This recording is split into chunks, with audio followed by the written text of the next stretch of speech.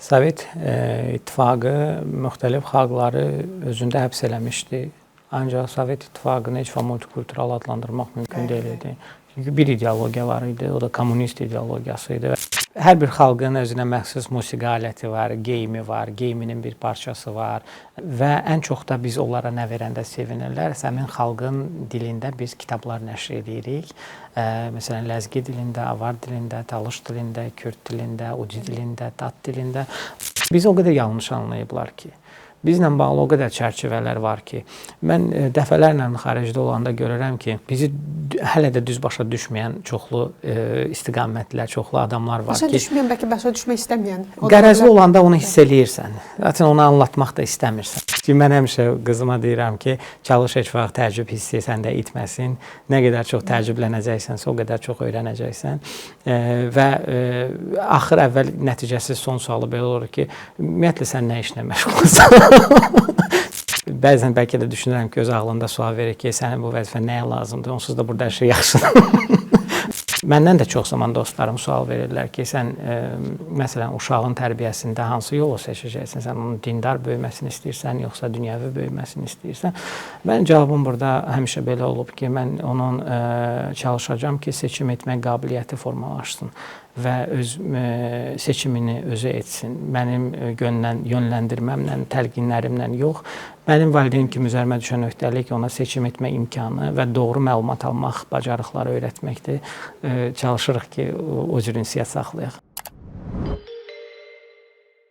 Amma fərqliliklərlə bərabər bizi birləşdirən dəyərlər içində bu ümumi vətən anlayışından da əlavə bayramlar da var, elə bilirəm. Amma hansı bayramdır ki, dinindən, etnik kimliyindən asılı olmayaraq icmalar hamısı birləşir? Məsəl üçün, siz multikulturalizm mərkəzi olaraq bir yerdə qeyd edirsiniz. Bəlkə bundan vurğulayasınız və hansı formada qeyd olunur?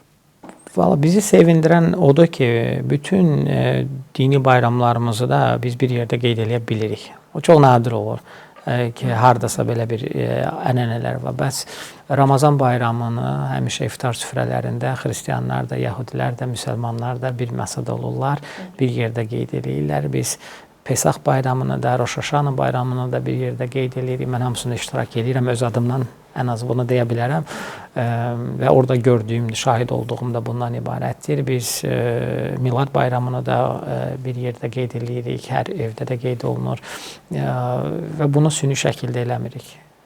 Məcburi şəkildə eləmirik, süni şəkildə eləmirik. Bu həqiqətən də o qədər rahatçılıqdır ki, o qədər gözəldir ki, adi günlərdə də, bayram günlərində də, İraq olsun, indi pis günlərdə olur. Pis günlərdə də eyni masada oluruq, eyni çörəyi bölüşürük, eyni dərdi bölüşürük, eyni sevinci bölüşürük və sevindirici hal budur ki, bu xüsusi bir təşkilatçılıqla baş vermir. Bu gündəlik norma kimi baş verir. Məni və müxtəlif dövlət qurumlarına da, müsəlmanları da, müsəlman icması, xristian icmasını da biz hamımız Rosh Hashanah bayramında bir masada otururuq. Bu bayramı izləyə-izləyə onların ənənəsini, düşüncə tərzini öyrənirik. Bəzən olur ki, yanımızda uşaqlarımızı da aparırıq ki, görsün ki, belə bayramlar da var. Milad bayramında da, Ramazan bayramı, Qurban bayramı, bütün bayramları demək olar ki, bir yerdəyik. Təbii ki, Novruz bayramı... Onu vurğulayacağım. Mən müşahidən biz necə yeni ili mənimsəmişiksə dünyadan, təbii ki, bu bütün dünyada qeyd olunur. Burada yaşayan bütün etnik kimliklər də Novruzu öz bayramları kimi qeyd edirlər. Bax, mənə görə bəlkə də indi müqəddəs bayramımızı hesab eləyə bilərik. Zəfər bayramımızı necə bir yerdə qeyd edirik. Yəni, bizim təqvimimizdə nə qədər çox bayram olarsa, bizim xalqı üçün arzumuz odur ki, hər günümüz bir bayram kimi keçsin, sevinç dolu günlərimiz çox olsun. Xocalını da bir yerdə biz qeyd edirik. 20 yanvar şəhidlərimizi də bir yerdə anırıq. Anım günümüz, yəni şəhidlərimizin anım gününü də bir yerdə yan-bayan duraraq anırıq. Bu həm mesajdır, həm mənəvi borcumuzdur, həm də bu belə olmalıdır. Mədəniyyətlər qarışmaqla yanaşı mətbəxlər də qarışıb. Hə, bəli. Bəzən mübahisə də yaranır. Doğrudan, hansı mövzuda? Yəni, Bişirmiş olaram. Mübahisə deyəndə ərk yana, hə. Çünki bilirsiniz, o qədər mədəniyyətlər iç-içə keçib ki, zənginlikdir ki, bizim ümumiyyətlə hansı bölgəmizə getsək, o bölgəmizin uyğun, oranın mütləq yerli mətbəxi, oranın fərqli təamları var. Qarabağ məsəl üçün özümü deyə bilərəm, plovlardan zəngindir. Bəli, məsəl üçün. Amma bir başqa yerə gəlsə deyəcək, buranın plovları daha dadlıdır. Yəni çox zəngin mətbəximizin olmağı bura gələn bütün xarici qonaqlar tərəfindən etiraf olunur və hara getsək orada fərqli mətbəxə rast gəlirik. Sevindirici haldır ki, belə yanaşma yoxdur ki, bu bizimdir, bu bizimdir, bu bizimdir. Yəni hamısı bizimdir. Belə gündəlik həyatda söhbət eləyəndə deyirik ki, axı bunu biz də evdə bişiririk. Siz də bişirirsiniz, amma bu bizə əsasən bizə aiddir. Sonra gedirik başqa bir bölgəmizə, deyirik ki, bizdə bu daha ləzzətli olur. Bunu biz göy də qatırıq misal üçün.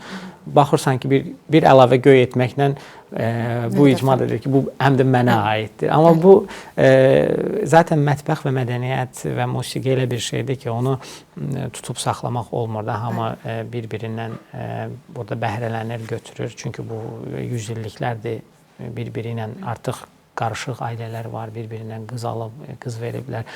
Bu mətbəx o evə daxil olub, o mətbəx bu evə daxil olub. Yaxşı bir mövzudur ki, söhbət mövzusudur. Bir şey vurğulayım ki, mən özümüzdən hiss elədiyim odur ki, Azərbaycanlılar başqa, hətta etnik qrupların mətbəxini də ayırırlar özləri şifahi dildə də ki, məsəl üçün bu ləzgilərin çıkanıdır. Talışların ləvəngisidir. Biz o mütləq şəkildə o yeməyi beynimizdə artıq təsəvvür var ki, bu zonanındır. Zonanındır. Xaricdə deyirəm ki, Azərbaycanın bir gözəl ləvəngisi var ki, necə?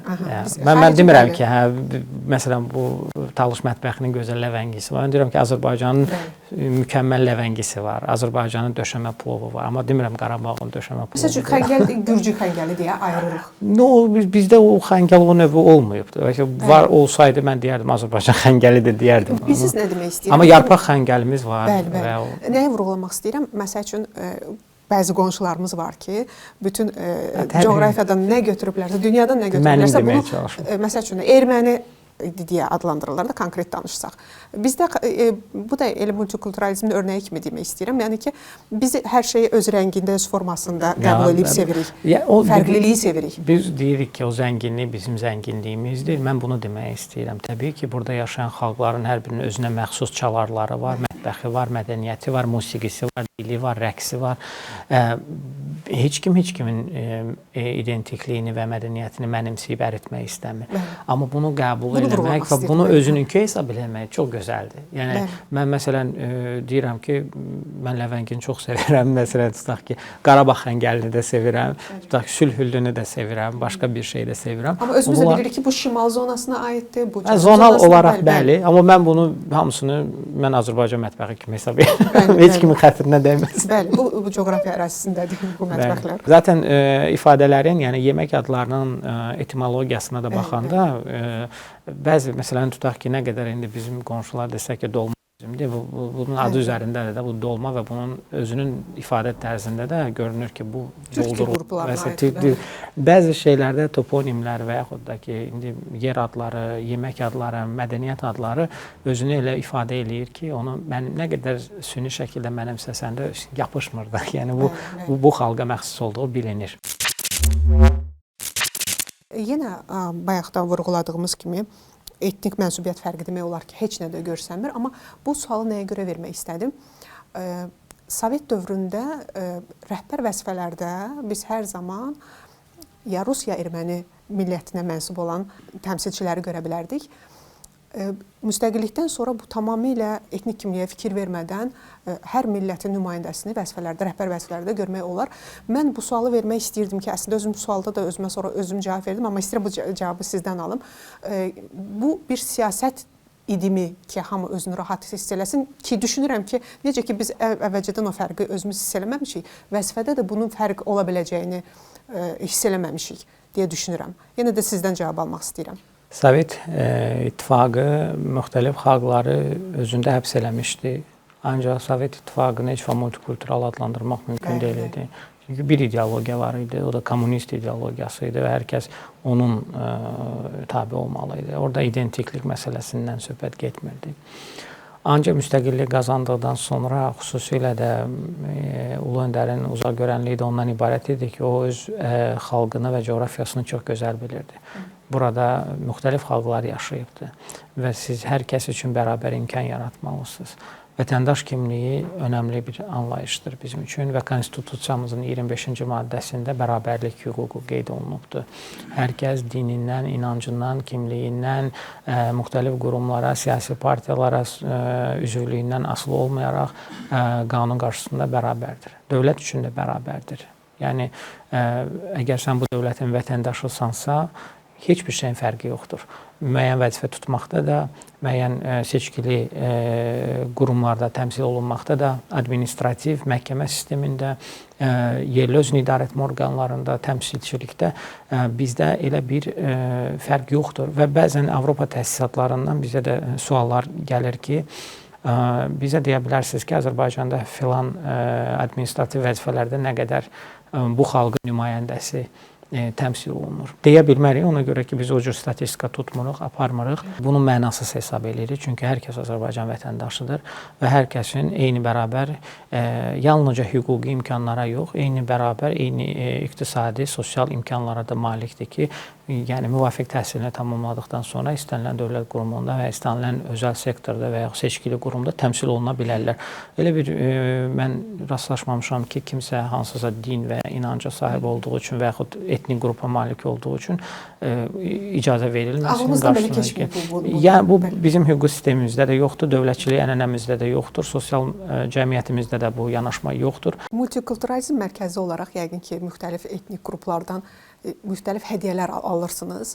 Onlar üçün simvolik olan hədiyyələri bilmək istəyərdim. Həm siz öz müşahidələrinizdən də deyə bilərsiniz və buradan da tamaşaçılarımıza da deyə bilərik ki, tutaq ki, hansısa bir dostunuzu sevindirmək istəyirsinizsə, onlar üçün ən gözəl hədiyyə nə ola bilər?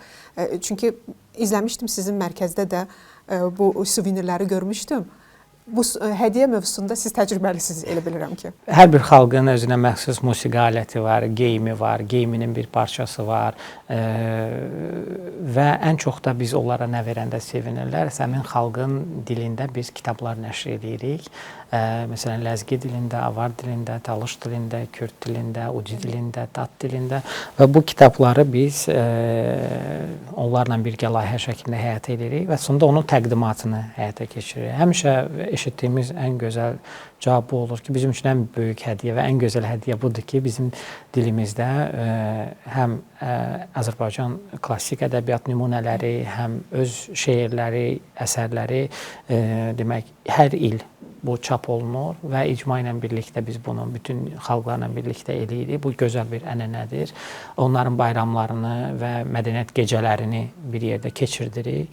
Bu da bizim verdiyimiz hədiyyə mərkəz olaraq bundan ibarətdir. Aldığımız hədiyyələrə gələndə isə təbii ki, dediyim kimi hər bir detal o qədər zənginliklə doludur ki, biz istəyirik mərkəzimizdə də belə bir güşələr olsun ki, həm foto güşələr, həm müəyyən fiziki güşələr olsun ki, bizim mərkəzə çoxlu sayda xarici qonaqlar gəlir və həm zəngin kitabxanamız var ki, orada bütün xalqların dilində nəşrlər var, onların mətbəxini göstərən, geyimlərini göstərən, mədəniyyətlərini göstərən şəkillər var, videolar var, filmlər var, sənədli filmlər var, bir arxiv yaradırıq və eyni zamanda təbii ki, fiziki olaraq hər şey öz gözləri ilə görəndə daha fərqli olur. Bu tək multikulturalizm mərkəzinin kimi qəbul eləmirik, bu hamımızın bir sərvətidir, hədiyyəsidir. Əsas qayəmiz də biz bunu ölkə xaricində göstərməkdir, də xarici qonaqlara göstərməkdir daha çox.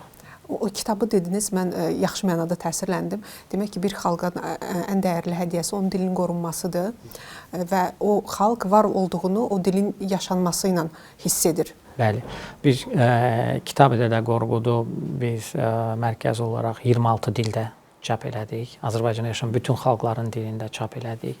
Əli Nino romanını biz indiyənə kimi həm ləzgi dilində, həm uci dilində, həm Ukrayna dilində, həm demək talış dilində, kürd dilində artıq çap eləmişik və hər il həmin xalqların, Azərbaycan yaşayan xalqların icmaları müraciəti ilə müəyyən ədəbiyyatları, lüğətləri çap eləyirik. Bu eyni zamanda bilirsiniz, Azərbaycan Respublikasının Təhsil Nazirliyi də azsaylı xalqların dərsliklərini bilirsiniz ki, bizdə azsaylı xalqların dilləri orta məktəblərdə də tədris proqramına daxil edilibdir, keçilir. Onların kompakt yaşadıkları ərazilərdə olan məktəblərdə dərsliklər də dövlət tərəfindən buraxılır və pulsuz şəkildə orada təmin olunur. Bu, dövlətin yanaşmasını göstərir ki, dövlət öz ərazisində yaşayan bütün xalqların dillərinə dəyər verir və onu qorumağa çalışır. Siz də multikulturalizm mərkəzinin rəhbəri kimi fərqli millətlərin toylarına dəvət alırsınız. Demək olar ki, etnik sərhədləri aşan cütlüklər də var. Və son xatırladığınız və yaxud son olmayan ən maraqlı toyu belə dəvət aldığınız nə idi və nə ilə diqqətinizi çəkdi? Həqiqətdir ki, çox dəvətlər olur. Həm toylar olur, həm bayramlar olur, həm özəl günlər olur, həm müəyyən başqa tədbirlər olur. Tək ki, xoş günlər çox olsun və hamıya arzulayıram, hər ev arzulayıram. Düzünü qeyd eləmək lazımdır ki, təəssüflər olsun ki, çoxunda iştirak etmək imkanı olmur. Çünki həm bəzən bölgələrdə olur, bəzən iş vaxt buna imkan vermir. Amma iştirak etdiyimiz çox maraqlı tədbirlər, toylar var. Təbii ki də fərqli rəqslər, fərqli mətbəx, fərqli bəzən öz dillərində, Azərbaycan yaşayan xalqların öz dillərində toy aparılır. Gözlənilməyən hadisələr baş verir. Bizim üçün də çox maraqlı olur. Xüsusilə də məsələn xalqların öz bayramları var ki, o bayramlarda mütləq ənənələr var ki, o prosedur kimi həyata keçirilir ki, bu belə olmalıdır.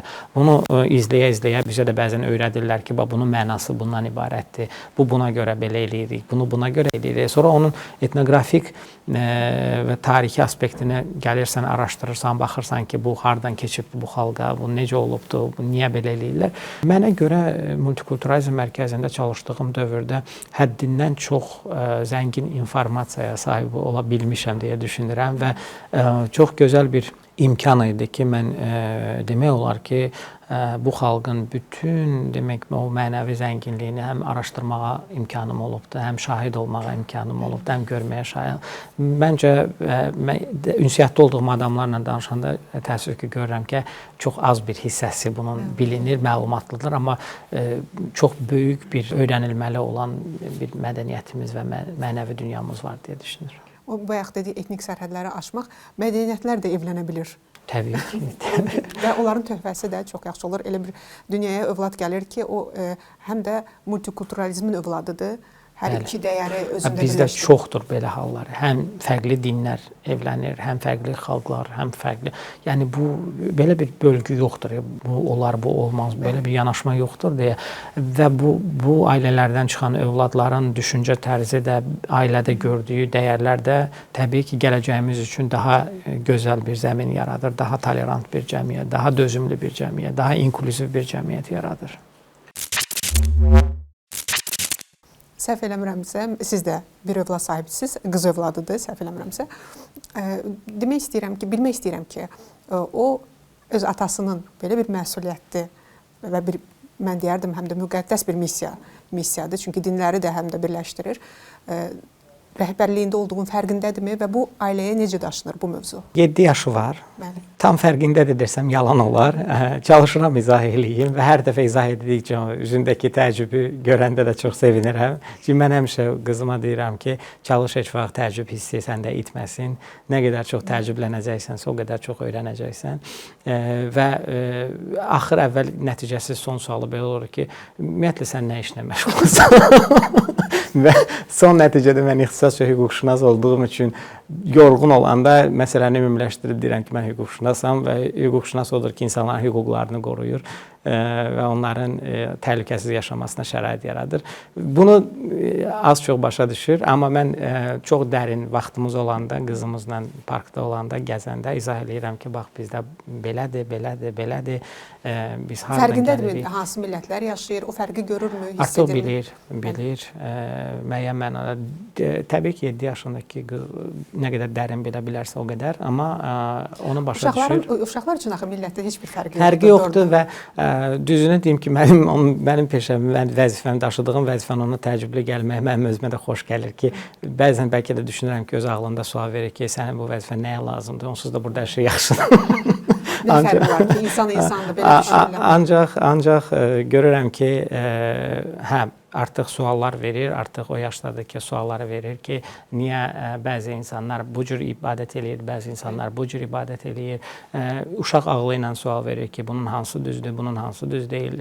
Və məndən də çox zaman dostlarım sual verirlər ki, sən məsələn uşağın tərbiyəsində hansı yolu seçəcəksən? Sən onun dindar böyüməsini istəyirsən, yoxsa dünyəvi böyüməsini istəyirsən? Mənim cavabım burada həmişə belə olub ki, mən onun çalışacağam ki, seçim etmək qabiliyyəti formalaşsın və öz seçimini özü etsin. Mənim yönləndirməmlə, təlqinlərimlə yox, mənim valideyn kimi üzərimə düşən öhdəlik ona seçim etmə imkanı və doğru məlumat almaq bacarıqları öyrətməkdir. Çalışırıq ki, o cür ünsiyyət saxlayaq. İstər-istəməz dəyərlər öz izlərini qoyacaq onda da. Əminəm ki, verdiyi suallardan da görürəm ki, bəli, belə də olur. Yəni, çox qorumağa çalışırıq ki, əsil Azərbaycanlı dəyərləri ilə bir övlad böyüsün. Ümumiyyətlə, necə düşünürsünüz? Multikulturalizm öyrədilə bilən, tədris olunan dəyərdir, yoxsa orqanik bir dəyərdir? Məncə öyrədilməli olan dəyərdir. Məhz bizim mərkəzin qarşısında da ölkə rəhbərliyi tərəfindən də belə bir öhdəlik və vəzifə qoyuldu ki, Azərbaycanda yetişən hər bir gənc bu dəyərləri öz ailəsindən, cəmiyyətindən, ətrafından görməklə yanaşı mütləq elmi müstəvidə də öyrənməlidir. Bilirsiniz, bu multikulturalizm anlayışı tərkibində mədəniyyət sözü olduğuna görə çox zaman bunu bir mədəniyyət faktoru kimi, sosial faktor kimi qoyulur. Amma bu bir tərəfli faktor deyil axı. Multikulturalizm eyni zamanda özündə bir hüquqi tərəfi var, bir tərəfdən təhlükəsizlik tərəfi var, bir tərəfdən bu bir sosial təzahürdür, həyat tərzidir. Tədrisdə, universitetlərdə nəyi öyrədirik? Azərbaycanın tərəfdar çıxdığı konvensiyalar var, öhdəliklər var. Multikulturalizm liberal dəyərlərə söykənən cəmiyyət modelidir. Və biz sadəcə ümumi sözlərdən ibarət bir tədris metodikasından söhbət getmir. Bizim konstitusiyamızda bir çox normalar var. Bizim hüquq sistemimizdə bir çox anlayışlar var ki, bu anlayışlar artıq dövlətin bir siyasi qoluna, xəttinə çevrilibdir. Tarixi tərəfləri var bunun. Bugünkü reallıq və qlobal siyasətdə siyasi tərəfləri var və gələcək modeldə, gələcək gözləntilər nədən ibarətdirlər. Ona görə düşünürəm ki, multikulturalizm yalnızca sosial təzahür deyil, yəni kodlardan ibarət olan bir sosial təzahür deyil, eyni zamanda bir öyrədilməli olan, kifayət qədər də elmi bazası olan, xaricdə də zaten bu belədir, yəni bir tədqiqat obyekti ola biləcək bir mövzudur. Bununla bağlı elmi işlər yazılır, müdafiə işləri yazılır, kitablar yazılır, dərsliklər formalaşdırılır və tədris olunur. Və bizdə də tədris olunur. Xaricilərin burada gəlib ən çox təəccübləndiyi məqamlar hansılardır? Siz daha çox şahid olmusunuz. Bir çox faktorlar var ki, təəccüb eləyirlər. Birincisi, lap başdan götürəndə təəccüb eləyirlər ki, siz niyə görə bu anlayışı və siyasəti qoruyub saxlayırsınız? Çünki Avropada və ya müəyyən qərb ölkələrində bu çox neqativ nəticələrə gətirib çıxartdı. Bizdə kommunalaşmağa gətirib çıxardı. İnsanların arasında böyük bir baryerlər tikildi. Yəni biz bəzi siyasi dairələr, hətta Avropa siyasi dairələri deyirdilər ki, multikulturalizm iflasa uğrayıbdır. Biz həmişə deyirdik ki, multikulturalizm iflasa uğramayıbdır, ona yanaşma iflasa uğrayıbdır sizdə. Onun icrası iflasa uğrayıbdır. Amma biz bu cür icra etməmişik, bizim yanaşmamız tamamilə fərqli idi. Ona görə də biz Azərbaycana model deyə bilirik və bu model öyrənilir. Bir çox amillərə təəccüb eləyirlər ki, dövlətin bütün icmalara maddi yardım göstərməsinə təəccüb eləyirlər ki, dövlət niyə maraqlı olsun ki, öz ərazisində olan çoxlu fərqli xalqlar, mədəniyyətlər, dillər, inanclar qorunub saxlansın. Təəccüb eləyirlər necə olur sünnələrlə şiələr bir məsciddə namaz qıla bilirlər ki, başqa yerlərdə bunu təəccüb eləyirlər ki, necə olur ki, bir müsəlman dini icma rəhbəri həmişə hər yerdə mütləq yanında xristian, yəhudi icmasının rəhbəri ilə bütün tədbirlərdə, bayramlarda mütləq bir yerdə olurlar və necə olur ki, siz bunu ancaq rəsmi protokol hissədə yox, gündəlik həyat tərzində də buna nail ola bilmirsiniz, bunu həyata keçirə bilirsiniz. Niyə görə Azərbaycanda bu istiqamətdə dövlət qurumları var və bizi bu təəccüblər sevindirir. Mən bayaq qızımla bağlı dediyim məqam o idi. İnsan nə qədər çox təəccüblənərsə, o qədər çox öyrənir və bu onu göstərir ki, bizim mövzumuz, bizim yanaşmamız hələ də aktualdır və hələ də ehtiyac var.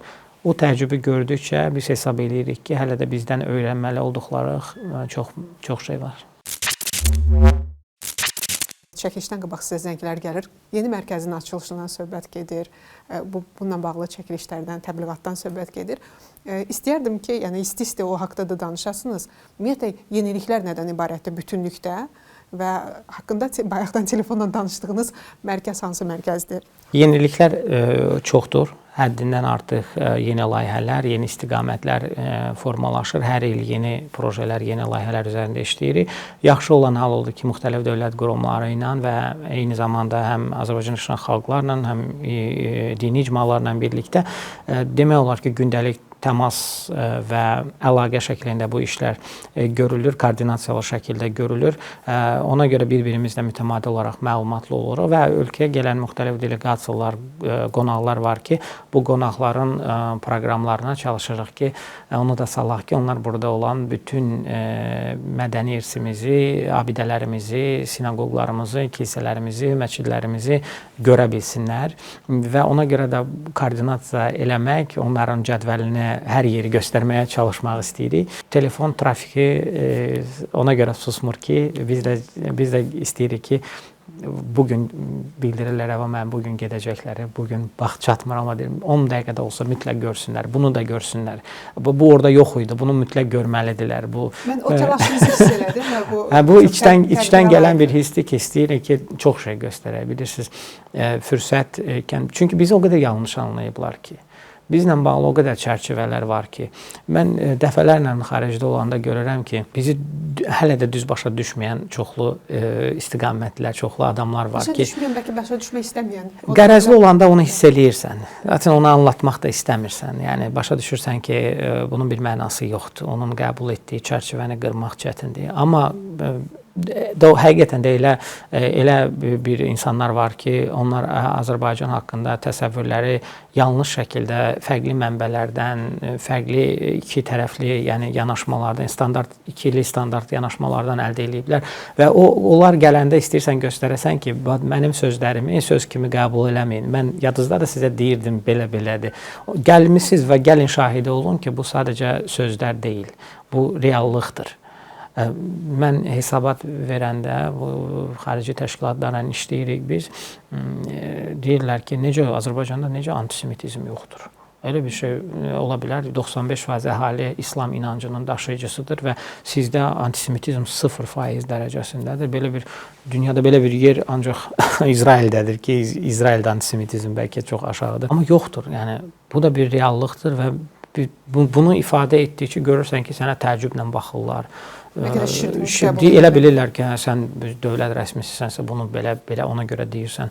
İndi gəlirlər həmin adamlar, həmin jurnalistlər, xarici jurnalistlər, biz gedirik, göstəririk və sonra deyirik ki, valla bizdən əl çəkin, özünüz gedin yaxınlaşın, soruşun, belə məxfi müsahibə götürün, gedin sinagoqa görün, sizi kimsə polis, əli silahlı polislər sizi qarşılayacaqmı sinaqoqun qabağında, təsadüfən girin kilsəyə, ibadət eləyin, təsadüfən məscidə girin, sizə mane olan olacaqmı?